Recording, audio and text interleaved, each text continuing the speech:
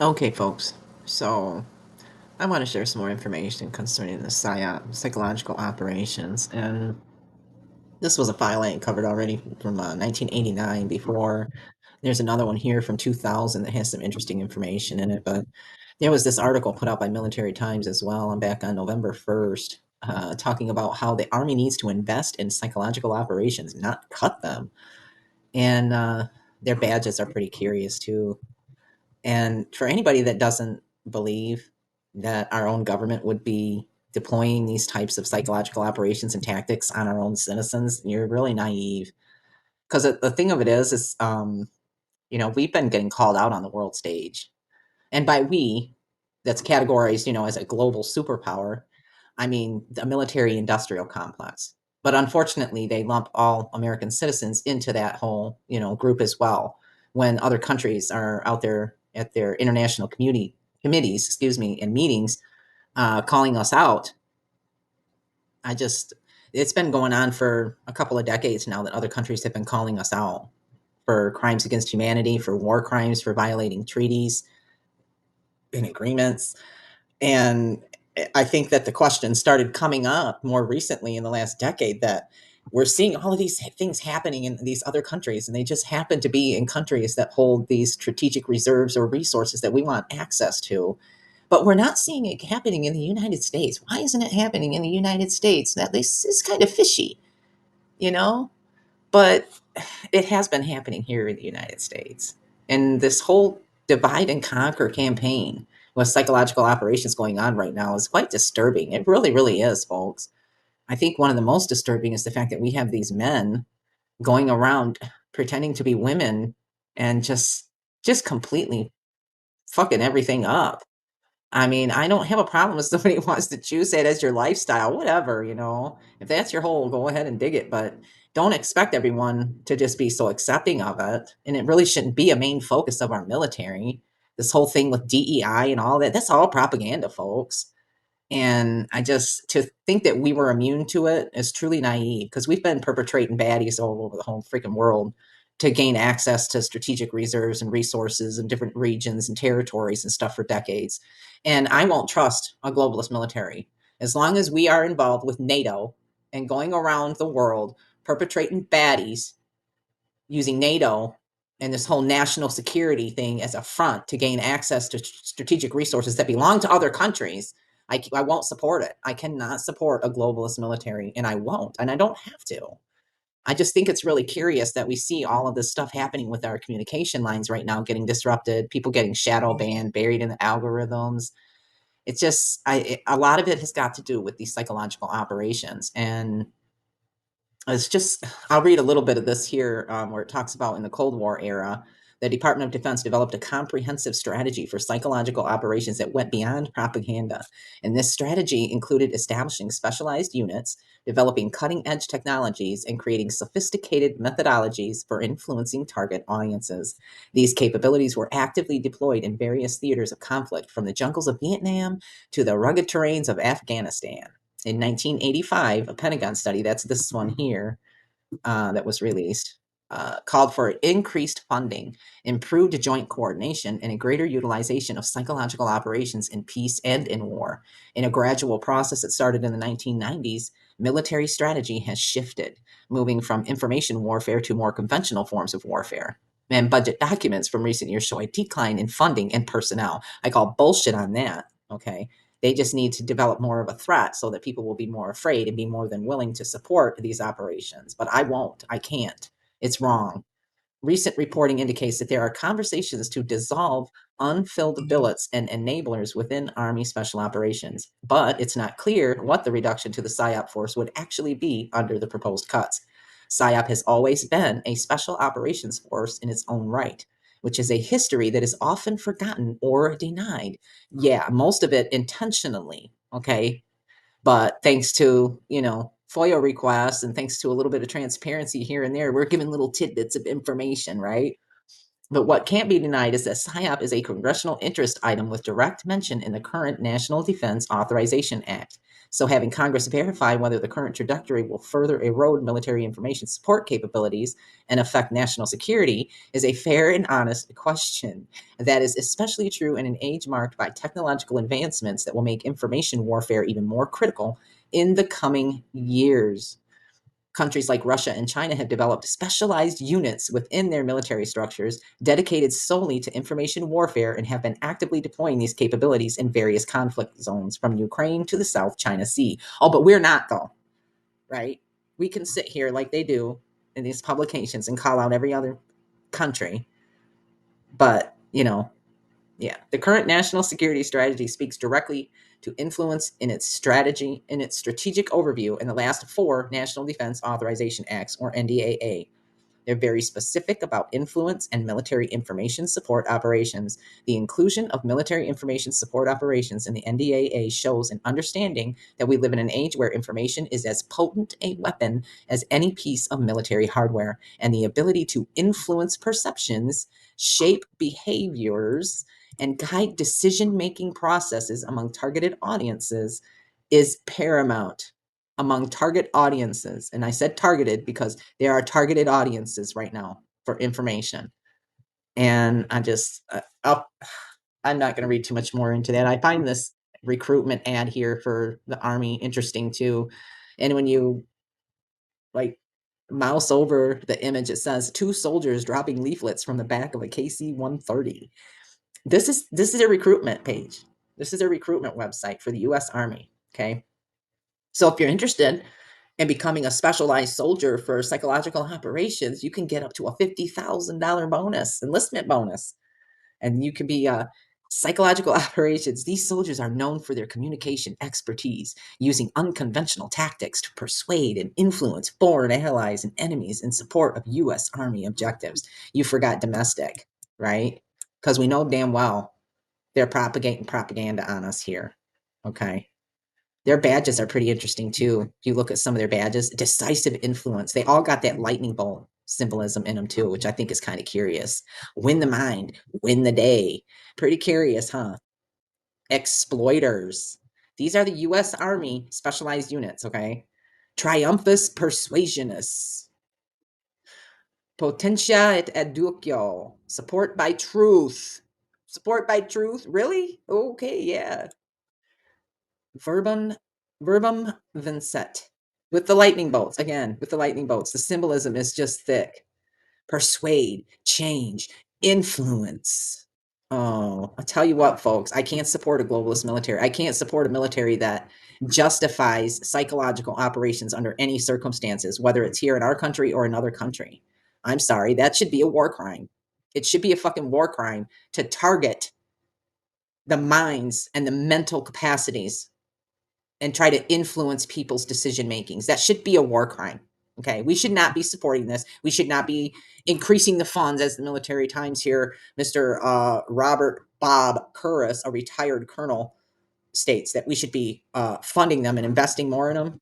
No, PSYOP soldiers strategically influence and deceive. Yeah, folks, go sign up for that. How many of y'all want to become a psychological PSYOP influencer, huh?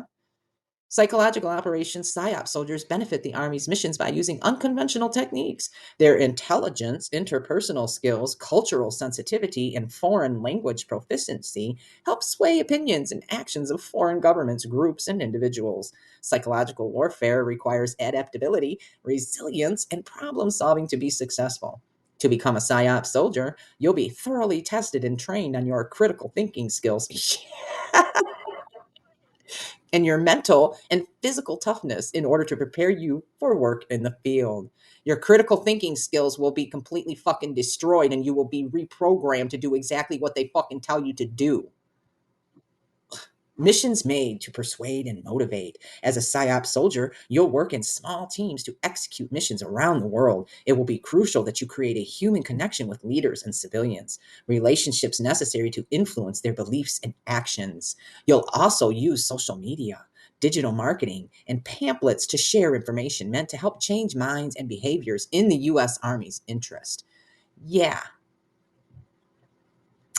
Key missions include influence with information. Military information support operations, or MISO missions, involve sharing specific information to foreign audiences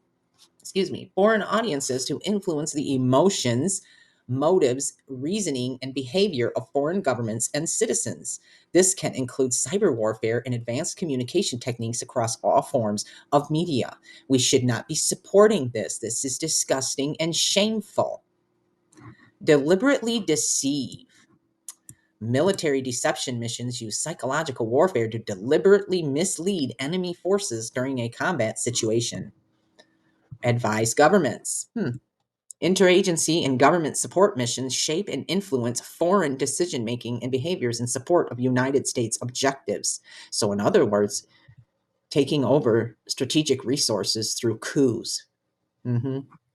Provide communications for rescue efforts. Civil authorities information support, CAIS missions, aid civilian populations during disaster relief situations by sharing critical information to support the rescue effort. Well, that one's not so nefarious. I mean, that one I could support if you want to make sure that civilian populations have what they need to, survive any critical situation or crisis situation.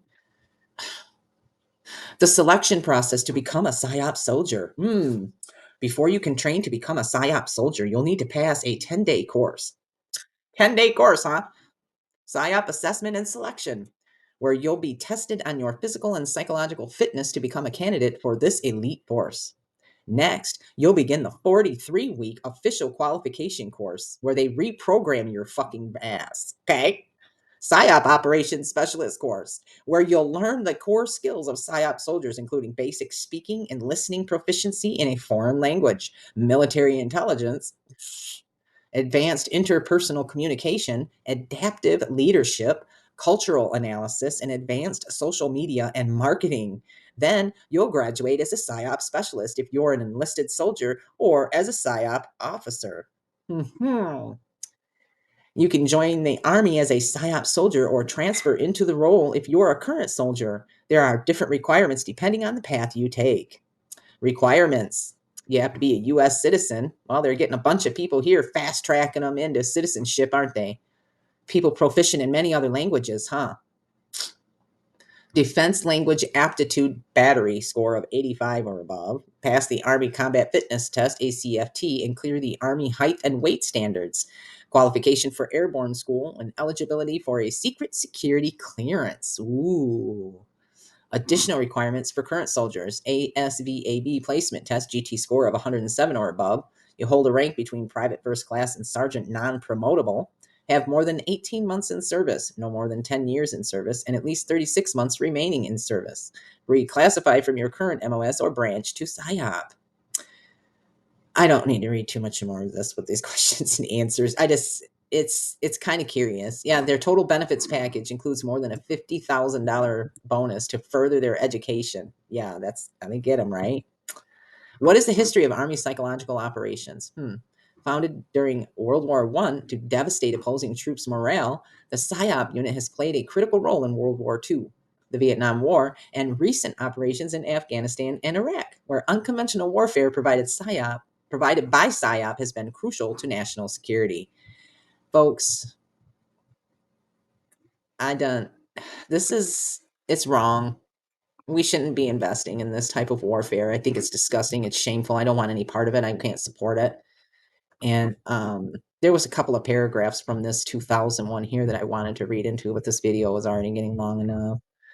I um I don't think that a lot of people are aware that our own government and our own military would do something like this or allow even another country to disseminate propaganda supporting these type of operations, psychological operations, where they are intending with full intention to influence and deceive the population. Okay, I'm telling y'all, folks, they're absolutely unleashing a shit ton of propaganda in the United States right now.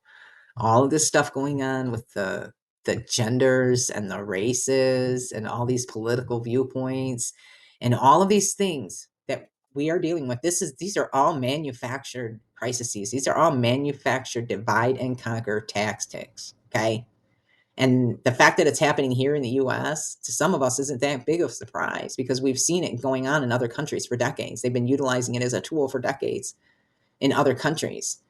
And, you know, and the fact that we've been getting called out on the world stage for quite a while now, it just was starting to look a little bit too fishy that this type of stuff wasn't going on here in the United States, you know?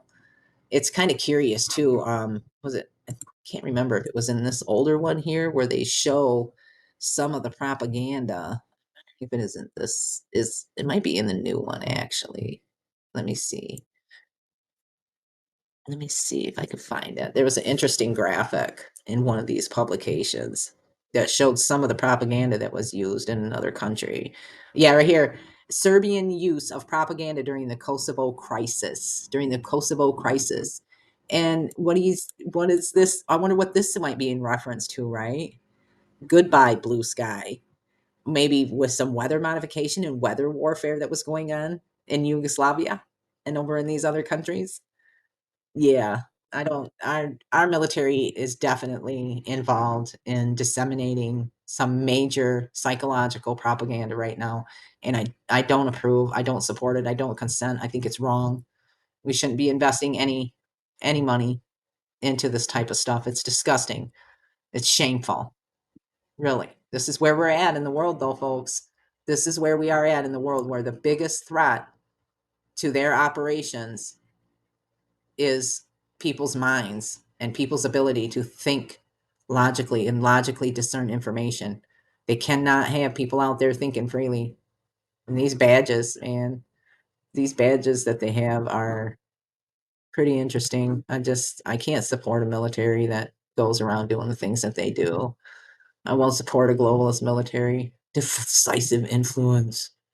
Win the mind, win the day. I just exploiters. Triumphus persuasionis. So wrong. No, just no.